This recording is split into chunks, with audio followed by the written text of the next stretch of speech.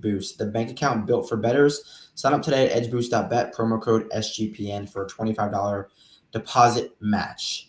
The DJ's line of gear is live in the merch store, and we're taking 20% off to celebrate. You don't need a code. Just go over to the SGPN merch store and show some love. Circa, the ultimate resort and fantasy getaway, 12-person league draft in Vegas. One lucky VIP is going to win a trip, 2-night stay at the Circa Resort for the entire 12-person league, 6 double king rooms. You get a limo transportation to and from the airport, a welcome party, reservation at the world's largest sportsbook, 2-hour open bar package for your league. Contest duration is May 5th through June 30th. Go to sportsgamblingpodcast.com/circa. That's sportsgamblingpodcast.com/CIRCA. Okay, we are live. Sunday special edition. Get ahead of it. Be first out so everyone can listen to us and hear our correct opinions that were never, ever, ever wrong about the PGA Championship. So, Dom, thank you for joining me. We're heading to Quail Hollow, a course that we've seen a ton of times before. How are the excitement levels? Talk to me a little bit about Philly Crick. Just give me a State of the Union. Yeah, I'm obviously excited. I feel like this is always kind of a weird time. I mean, Augusta is such a different high of the first major of the year, and then it seems like they all kind of blend into each other after this. But, I mean, we're here, so ready for it. Like you said, we've seen Quail quite a few times before, even in a PGA Championship, and we know it's going to play difficult, so I'm ready for it. Yeah, it should be a really, really fun week. I mean, Quail's always good. Like, we get a good finish at Quail. It's a golf course that obviously Rory has played infinitely well on. But, like, it's a golf course that the big boys take care of business on. Like, you're not getting no slouches around Quail. So, yeah, like, how are you thinking? Are you pissed that it's at a normal venue? Or are you, like, because I know you love, like, new major venues on a yearly basis. But now, like, it's just like a normal venue. But the good thing about that is we know what we're getting. So how do you feel about that? No, I'm fine with it being at a venue that we know. Obviously, they will make adjustments and grow the rough out like a normal major championship venue will do. It's just going to have a little bit different look. So there's at least something to go off of. We can look back and see who's played well here, what it takes to win here. So there's at least something to go off of when we're looking into the field here. So I'm ready for it. Yeah, it should be a fun week. Let's get into the odds board. We'll talk Rory and Scotty around the same number. I kind of have a take that Rory's going to close as the same, maybe, I don't think lower, but as the same number as Scotty come, Thursday morning when they tee off. Because the thing with Scotty, he actively avoids this golf course. He's never played an event here outside the President's Cup. And he took last week off. I think he was really, like, mentally preparing for Quail Hollow. I don't think he likes it at all. Yeah, you look at all of the events at Quail, like the Wells Fargo or whatever you want to look at, and pretty strong fields. Like, it draws pretty strong fields. Like, they're good events. He just doesn't play. There might be something to that. Yeah, he said it in Grant Horvat's video, actually. He was like, yeah, Quail, I never really play there, so I don't really know what to expect, but I'm going to get out there and scout the course. I was like, why doesn't he play here ever? But it is what it is. And on the other hand, you get Rory, who owns the place. So are you going with Rory in a 1v1 if you had to go with like these two? I'm still undecided.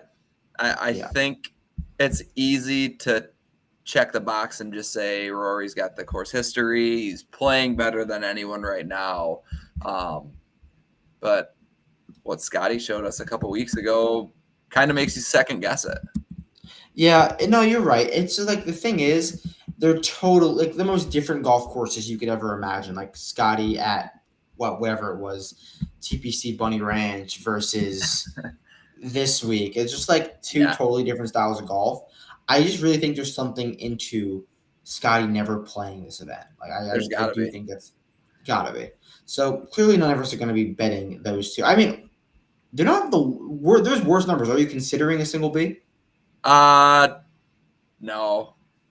No, I don't think so. I mean, it's better than what we've seen, like Scotty at Craig Ranch. Like, it's more doable this week than it was a couple weeks ago, but still very short. Even these two are just taking over like we've never seen before. It's No. every single major, every single signature event that they're both in. We've been talking about this for how long? Like, there's never two guys who are this short. It used to start at like 8-1, 10-1. Like, with rewind the 3 years outlier, ago. like one guy, and then there's Yeah. one guy who's like 5, 6. Yeah, no, you're right. But it would be very tough for me to get there, from an outright perspective. Yeah, I don't see it. Follow up: are you considering the without market? Because I've been dabbling.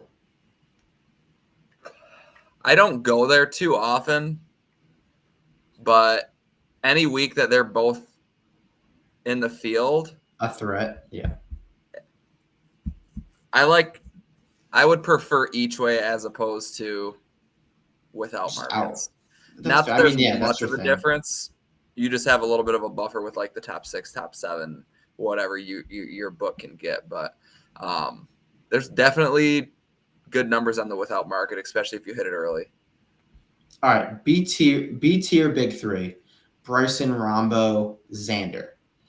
I expect Bryson to be the popular click here. I mean, he's done nothing. He's done everything great. He just won on Live finally. He's driving the ball. If you look at the Live stats, he's driving the ball to a different degree. It's a joke what he's doing with this crank driver. There's a world where it gets banned because he's driving it too well, I think. Like, straighter than straight. And he's obviously freaking Bryson. He's hitting it long. Who's your guy here? If you have a guy, if you had to pick one out of these 3? I haven't made the bet yet, but Bryson is definitely where I am most likely going to start my card. I think you can get 14. There's a 12 hanging out there. Much more doable, and I don't think he's that far off of Scotty and Rory. Like, he shouldn't be priced that far. I feel like he should be 3 times them, yeah. 8 to 10. Right. So, especially I on a think golf course that makes sense for him too. Like, this is a great racing track. Exactly. You mentioned the driver. We don't got to sell anyone on that, but when we're playing at a course that's this long, and I mean, it sets up extremely well for him. So I think 14-1 is a fine place to start your card any week, let alone a major championship where Bryson has a chip on his shoulder after not showing up Sunday at Augusta. I think he's got some unfinished business. Yeah, I'm not gonna bet Bryson. I probably like him best here. I still have a weird little fear for Rahm. I think Rahm's time is coming. I think people are really forgetting about Rahm, and he's just been like lingering, not doing anything great, not doing anything poorly, just like lingering around Live. So, and Xander, he's not ready yet. I mean, something could change this week if I maybe see him out there, but I don't think he's ready yet. So I'm probably with you on Bryson as this guy. He's going to be giga popular. So I'll just be different. I'll go with Rahm here. Next range, the 20s. I kind of like some names down here, or a name that I might start with. Victor, Ludwig, JT, Colin. Touch on those 4 guys or one of them. Who do you like here?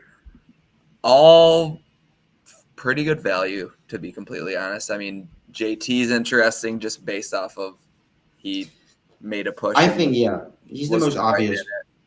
He was right in it today at the Truist, but he won the PGA Championship when it was here last in 2017 at, I think it was 8 under. So there's a little course history narrative when it comes to JT. We get a pretty good number. We talked early in the year when they kept hanging 18, 16. We're like, once he gets into the 20s, then we'll consider. Here we are into the 20s at a place that he's played well at. He's won a major championship at. So JT's obviously interesting. And then I think Colin is pretty good value. I agree. But I can't do it again. Wait, when is the last time you did Colin? Was it this week? Augusta. No, I didn't do it this week. I don't know the last time I did Colin, but I think I'm considering this week because I don't think anyone's touching Colin at Quail Hollow. It's a golf course that's giga long. But if the rough's going to be a mess. It's going to be wet too and a mess. At least that's what we're thinking right now. If guys are missing fairways and Colin's hitting them, I trust his long iron play, and more than anything, strokes gain Griner. Griner has won on this golf course before with Max, and I'm starting to believe that Max Homa is not a good golfer, never was a good golfer. It was all Joe Griner. So you put those things together. Colin's got a new caddy on the bag, a little confident. He plays so well in majors, and people aren't really thinking about him because it's a big goal. It's a big track. I think I might take my first or second dip in the Colin bucket this year. We'll see. Like you said, the long irons, and I mean, you even look at these par threes. Like I think it spans from like 180 to 250. So no joke. There's long irons right there to begin with, and then not to mention all the long par fours, fives, obviously. This is a place Colin should set up pretty well. And like I said, the only thing that's interesting to me is the value, because we saw him. What did he close at Augusta? Like 14 or 16? Yeah, something like that. So, yeah. I mean, I don't know. I think there's definitely value this week compared to what we saw at Augusta and what we saw at some other stronger events this year. Speaking of long iron play, Ludwig has lost it all. Ludwig cannot hit an iron for his life. I bet him this week at Philly Creek, and he drove it fine. He drove it really well, and he had wedges in his hand, and he couldn't even hit them close. Then when he did get the long irons, they were not great at all. So I worry about Ludwig. The driver should set up. Should be a perfect golf course for him, but something's going on with him. It's been dating back to the Valero, I believe, when he missed the cut. The irons have been really, really bad. Then he popped a little bit of Augusta, but didn't hang on. So I worry about him. I think the guys for me here is Colin. Yeah, and I can't argue with you. So, all right, let's go down a little bit. 30s and 40s. Joaquin Brooks, Tyrrell, 3 live guys. Decky, Fleetwood, Patrick Cantlay, and we'll throw Jordan in there too. 1 to 2 guys here you like at all? Hatton piques my interest, but I wish the number was a little bit longer. I think I think he's like a top 10 guy. I don't think he could win. I really don't. I agree. And you can just get better value, especially like you're looking at a 40 is probably the best number out there. Probably a little bit more if you shop around, but Hideki's interesting at 45, and I think Cantlay is also interesting at 45. Cantlay's unserious levels grow by the week. It's just like they really do, in my opinion. But Decky, I think I'm with you on Decky. Like the dude has gained 10 strokes on approach the last 2 weeks. He's played well at Quail before, major champion, and you're talking about a golf course where you can really separate yourself with elite ball striking. Hideki can do that. So I think he's my guy in this range. And who else did you say? You said Cantlay. Oh, I mean, it's just a good number. Yeah, it's a good number. It's a good number. Like I don't think I'd be upset betting a 50-1 Pat, but I still might be upset because I was so upset. I bet him at the Players at 40-1, and I was like, I'm not gonna be upset. It's 40-1 Pat, and then he played well. He was 2 back on Sunday, and then I was like, why did I bet Pat? He's he's Pat, but I don't know. I think it's Decky for me here. I think it's and Decky, like you said, the approach was there. He finally showed up, and was in the mix, was on the leaderboard. Kind of faded away today, but at the same time, just looking for life when it comes to Decky, and another guy who, when we're looking for someone with long irons, that's kind of been his thing since he's came onto the tour. So, pretty good number on Hideki here. Yeah, no, I always love Decky. He can do it. All right, next range. Shout out Sepp. You had a nice call. You said Shane or Sepp this week. No other context. Going with Shane or Sepp. It was Shane versus Sepp down the stretch. So Sepp is now, what is he, 60-1? Also, Shane is 60-1. So who do you like here out of Shane and Sepp? You're the whisperer of these two. Head-to-head matchup, Shane versus Sepp. I would go Shane. In a major championship where you assume, I assume it's going to play difficult. Like I said, JT in 2017 here won the event at 8 under. I think when it comes down to trying to stay alive and avoiding bogeys, Lowry's kind of the guy that you want. He's obviously shown it in major championships that he can kind of stick around. I think it's a really good number. I know he didn't close it out today, but only one guy can win. So there's a lot of guys who Yeah. can't. And Sepp I mean, I talked about, I'm not sure if it was you last week, but the around the green here, I mean, at Philly Creek was so easy. And Sepp is so bad around the green. So he needed that. And he still lost a stroke around the greens and ended up winning. That just Yeah. goes to show how easy the around the green was at Crick. It's not the hardest place to play around the green at Quail, but it's harder than Philly Crick for sure. So those are the two guys in the 60s. Corey Connors, Russ Henley, Jay Day, Windy C, Sung Jae, P. Reed, Sergio, Minwoo, Justin Rose rounded out before we triple digit up. Anyone in that range you like at all or want to just give a nod to? Not quite yet. I think this is the range where I'm probably just going to skip down to the long shots. Yeah, I think I'm with you. Just because of how strong that middle tier is. Yeah, if that makes it any is. sense. You know what I mean? Like you can pack so many guys in the 30s and 40s who are proven good golfers, proven winners, where I would rather not take a chance on. Like as tempted as I am by Sung Jae at 80. Top 20. Yeah, exactly. I will say Sungjae. Willie's been gearing this week up for Sungjae. Firm and fast Bermuda. That's what he wants. A shoulder thing though. He's been rubbing the shoulder out of the practice rounds. He's been talking about that for a few weeks now, and I saw it last week. Didn't play great this week. Also, who else did you say that I wanted to touch on? Oh no, you didn't say it. Patrick Reed. Patrick Reed almost won the year that JT won. Yes. Kessler told us if we had one or two more holes, we were winning that tournament 10 times out of 10.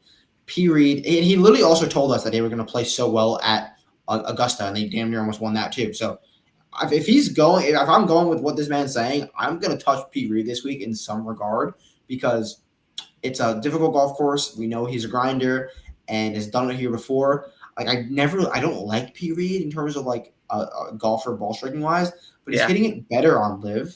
He's hitting it and his good results. Another top 5 for him last week. I mean, so P. Reed, I want to look at 80. Triple digit time. You want to start us off? Grinder.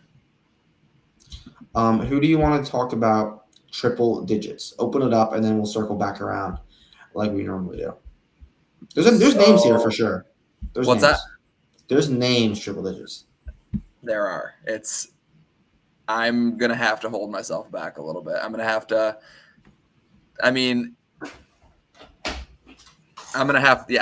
restrain myself from. There's no Nikolai in this field. Did you know that? He's out. I don't know why, but he's out. I did not know that. I mean, Les is wrong, but I did the DFS show and it said out, read out next to Nikolai. Rasmus is here though. Unless he withdrew from one of the last couple events and he's considered injured. Well, he withdrew from the Myrtle Beach. So maybe that. Yeah. So who do you want to? You don't have to go through every one of your guys, but give me a guy or two triple digits that you think can make some noise here. I think Taylor Pendrith could make some noise. I like that call. I need to do some deeper diving on Taylor Pendrith. Talk to me. 175. Just going based off of my model and the things he's been doing well. I mean, the ball striking has been amazing. You look at, I added very lightly sand saves, and he popped there. Not that that's going to be a factor that I'm going to make or break a guy on, but and then you just go to, this is a course that's over 7,600 yards. We know Pendrith can carry the ball quite a ways. He's really strong off the tee. He's shown up and played consistently well over the last 2 years. I was a huge fan of him coming out when he was on the Korn Ferry Tour. I know he was a little bit older as a rookie, but he definitely hasn't disappointed in his time on the PGA Tour, and I think 175-1 is it's just too far. He finished T10 at Quail too last year. It makes sense. The high-end driver, it's not gonna be perfect at 175, but it definitely makes sense. You know you're always gonna get the off the tee game. You know that. Yeah, you're gonna get that, and you need that at Quail. So, you get him on Bermuda, he can make some putts too. He put okay at a few of those Bermuda events down the stretch. So, I'm down. I I like Will Zalatoris 130-1. I really do. I don't think he's that far off. You get him in North Carolina. He's a North Carolina guy where he went to Wake Forest. Firm and fast Bermuda. Long and difficult golf course. That's Will Zalatoris' game. That's the only game he has. And I've seen so much good things from him. I'm not willing to forget him. He hit the ball fine this week. He was about average, but he's been hitting the ball okay. He just putt like shit. And that's not crazy. Will Zalatoris is always in a putt like shit, but we don't have to get to 17 under this week. We have to get to maybe 8, 9, or 10. And Will Zalatoris can get to 8, 9, or 10. So I like him as my triple D guy this week.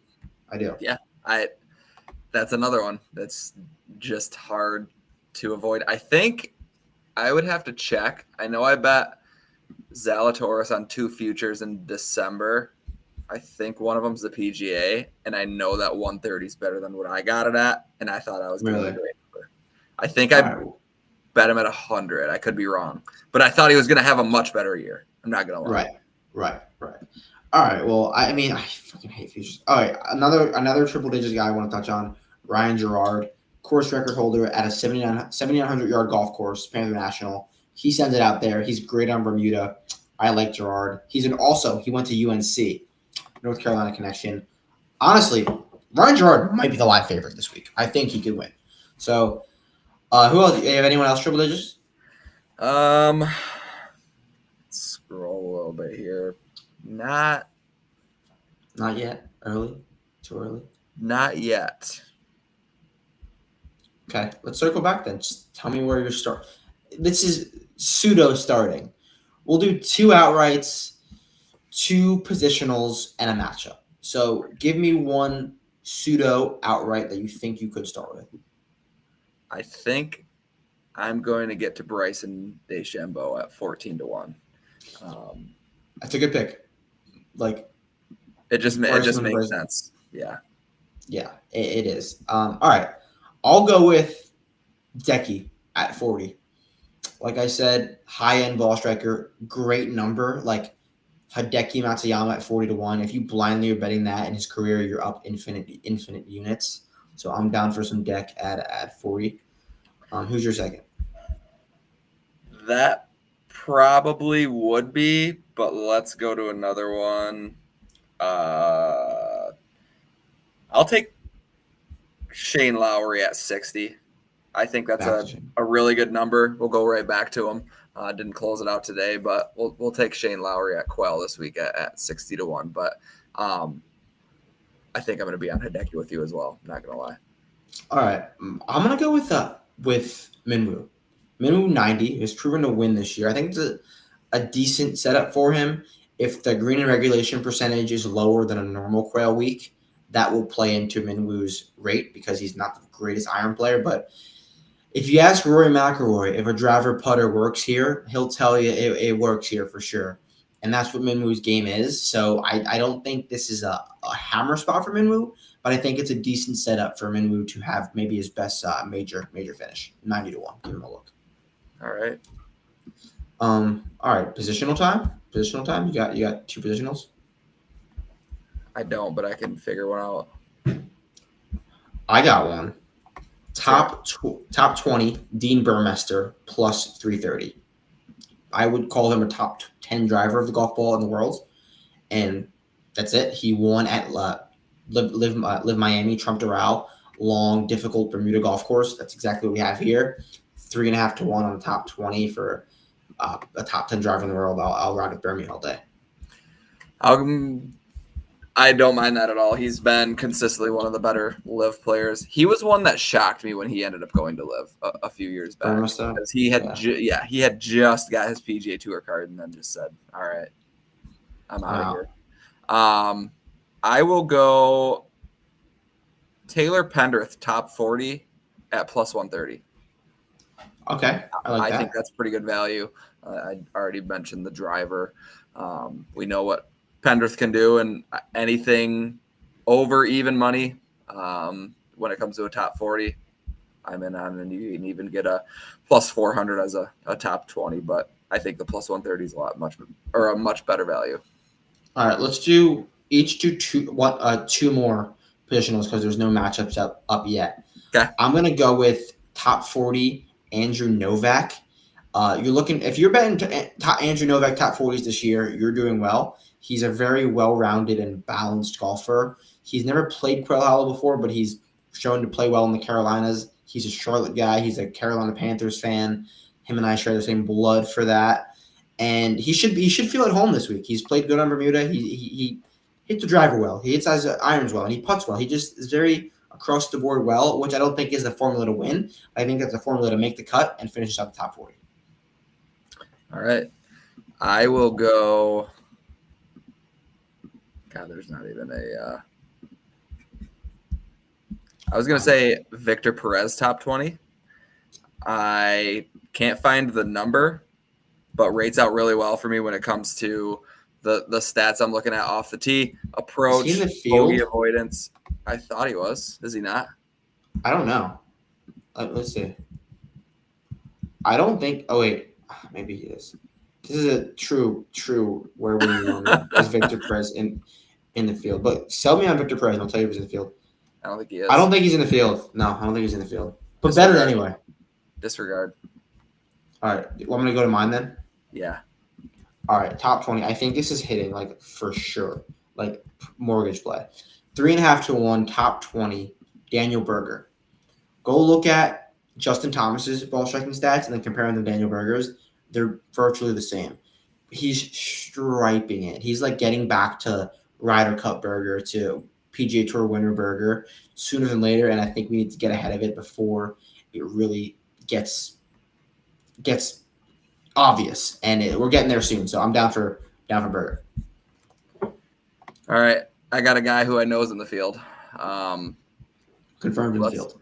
Let's run back Tony Finau, top 20. What did he finish this week? T15. Yeah, I believe. I know he cashed it. Yeah. But plus 330. We saw a little bit of life out of Tony. That's all we need. Yeah, I mean, this is a Tony Finau golf course for sure, and he showed a T15. I don't think that's rocket science at all, but that's 30 minutes on the PGA Championship 2025. Few bets. DFS show is already out too, so we're dialed. We're locked and loaded this week. Dom, thank you for joining me as always. Have no idea what events next week, but we'll get there when we get there. It doesn't matter. It's been a great year, so I appreciate you guys listening, and we'll catch you when we catch you.